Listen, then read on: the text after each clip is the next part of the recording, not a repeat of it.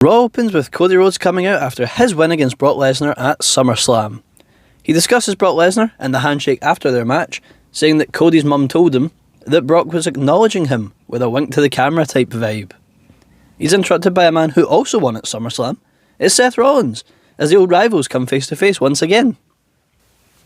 Got to say, those big yellow welly boots Seth have got are shocking, although shout outs to Paddington. That was all it reminded me of, was that cute little bear. They are quickly interrupted by the Judgment Day, who brag about how good they are, but Finn Balor attacks Seth Rollins from behind and the brawl is on. Sami Zayn runs like Charles Robinson at WrestleMania 24 to make the save. Cody hits a Cody cutter on Dom in a suit no less. That's hella impressive, big ups Cody.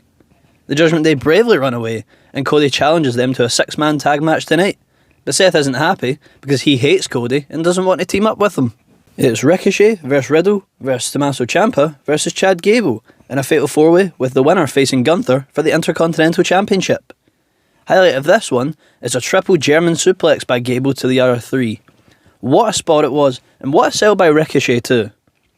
Gable hits Ciampa with the Chaos Theory and gets the win. The hometown hero wins and earns himself an Intercontinental Championship match with Gunther. He even gets to celebrate with his kid in a sweet moment.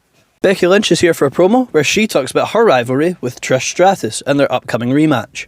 She's interrupted by Zoe Stark, who puts over Trish, saying that Becky will lose to Trish in the rematch.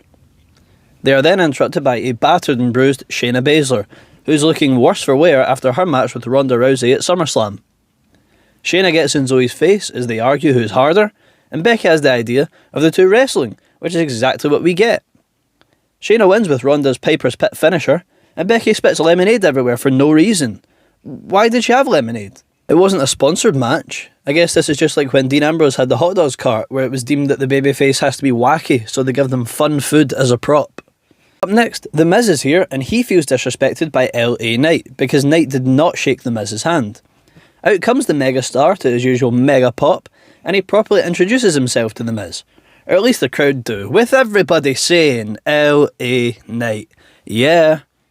Miz rejects Knight's handshake and puts down Knight, saying he's a flash in the pan, that the fans will stop caring for Knight in a few months, and that Knight is just an Attitude Era fanboy in cosplay. Knight says he was on the outside looking in at WWE, and then betting on the wrong horses. He says Miz was one of those horses, and that Miz got his chance because he's safe, and accepts the bullying that goes on in the WWE locker room, whereas LA Knight wouldn't put up with that bullying, so he was kept on the outside. They didn't want to take the risk with him. They go back and forth until the two men square up. It looks like Miz is backing down, but he blindsides Knight.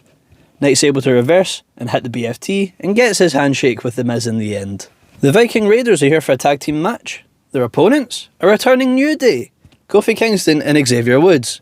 Good to see the lads again.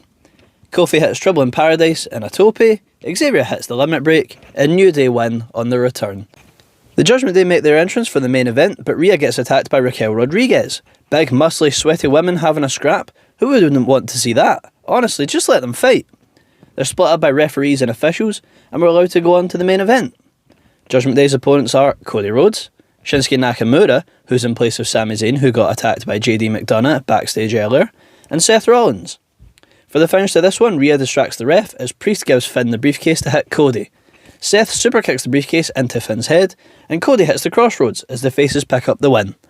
After the match, Seth and Cody celebrate together and shake hands, showing that even if they're not friends, they can be cordial. One man who can't be cordial is Nakamura, who turns heel by hitting a Kinshasa to Seth, laying him out, and leaving as the show goes off the air. Thank you so much for listening to my recap and review of Monday Night Raw. Please like, comment, and subscribe, and I'll see y'all next time.